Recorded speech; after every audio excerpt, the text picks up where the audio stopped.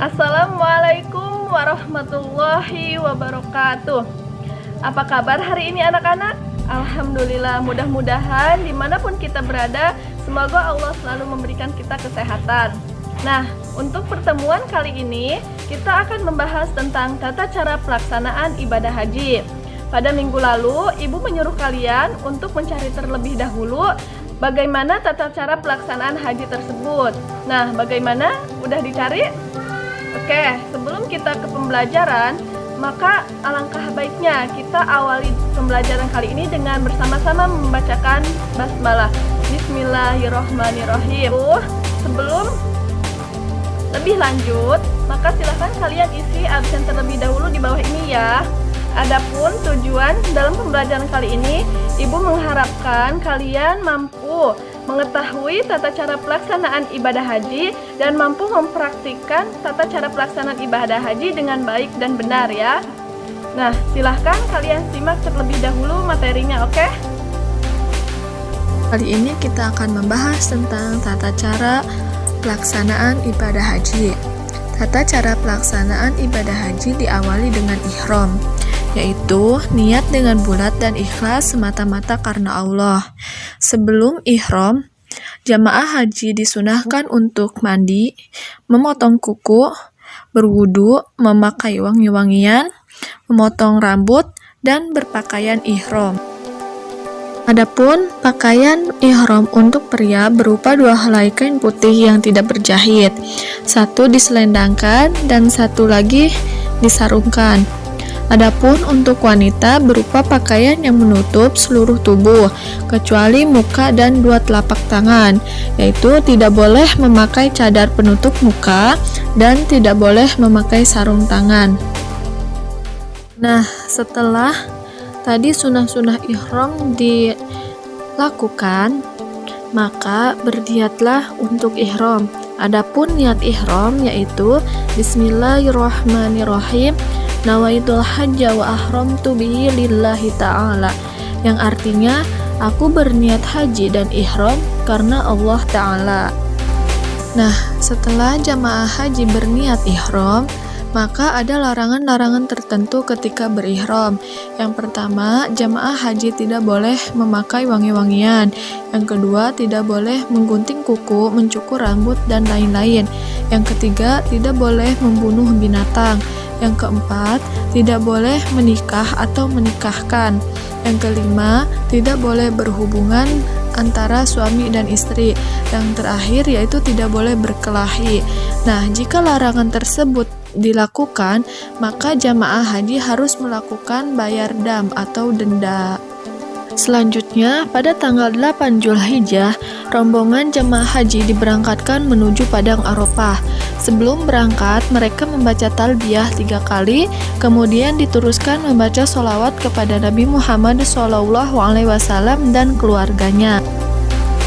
Nah, adapun bacaan talbiyah yaitu labbaik Allahumma labbaik, labbaik la syarika laka labbaik, innal hamda ni'matalaka wal mulk la syarika lak. Kemudian dilanjutkan dengan membaca sholawat kepada Nabi Muhammad SAW yaitu Allahumma sholli wa sallim ala Sayyidina Muhammadin wa ala ali Sayyidina Muhammad. Dan pada tanggal 9 Zulhijjah, jamaah haji melakukan wukuf di Padang Arafah. Wukuf ini dilakukan setelah tergelincir matahari, yaitu waktu zuhur, sampai terbit fajar tanggal 10 Zulhijjah atau hari raya Idul Adha. Selama menunggu waktu wukuf, jamaah haji disunahkan untuk memperbanyak berzikir, di antaranya membaca takbir, tahmid, dan tasbih, dan lain-lain, karena pada hari itu Allah Subhanahu wa Ta'ala membanggakan hambanya yang berkumpul di Arafah kepada para malaikat. Setelah melakukan wukuf di Padang Arafah, jamaah haji diberangkatkan ke Musdalifah untuk bermalam di sana, yaitu dilakukan setelah terbenam matahari atau sesudah maghrib. Waktu mabit yaitu antara maghrib sampai terbit fajar tanggal 10 Zulhijjah.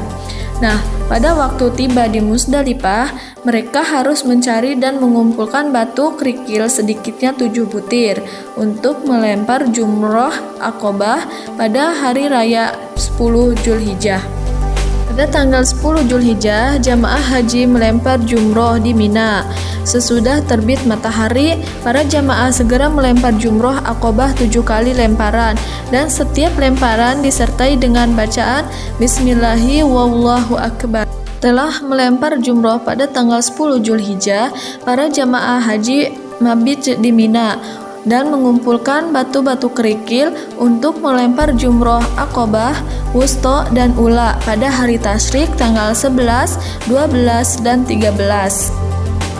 Setelah itu para jamaah melakukan tawaf ifadah.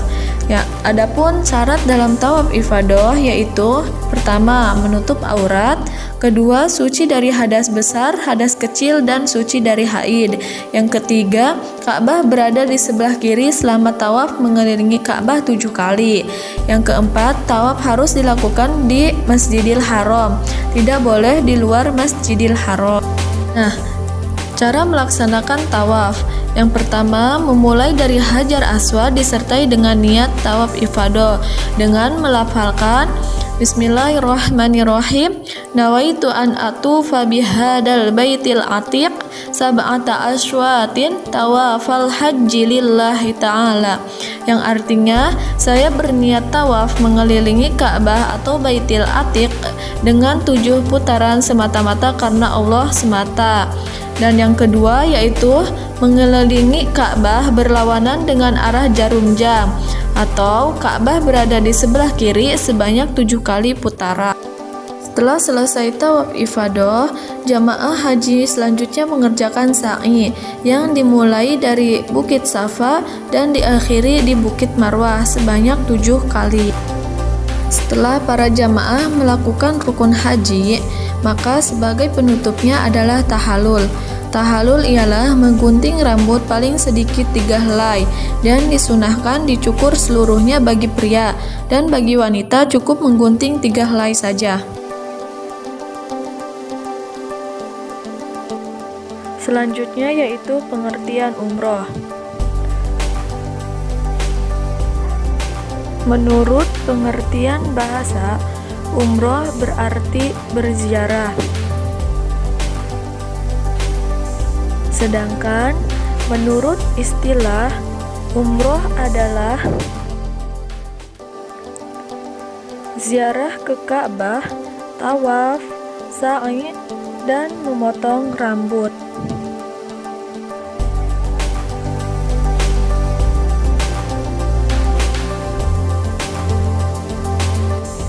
Adapun hukum umroh yaitu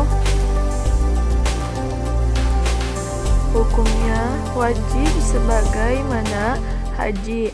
Umroh wajib dilaksanakan 1 kali seumur hidup sebagaimana ibadah haji, tetapi yang paling utama pada bulan Ramadan.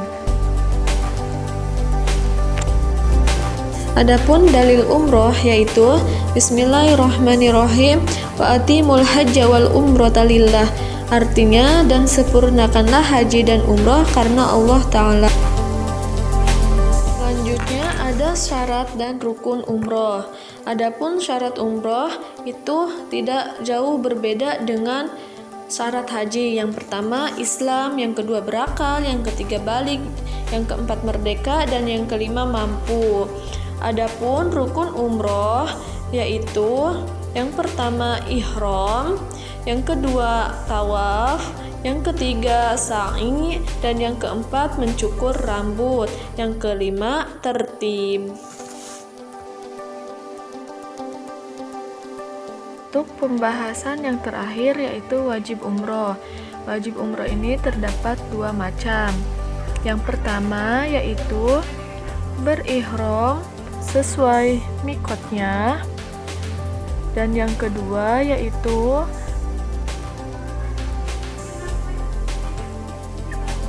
menjauhkan diri dari muharamat umroh.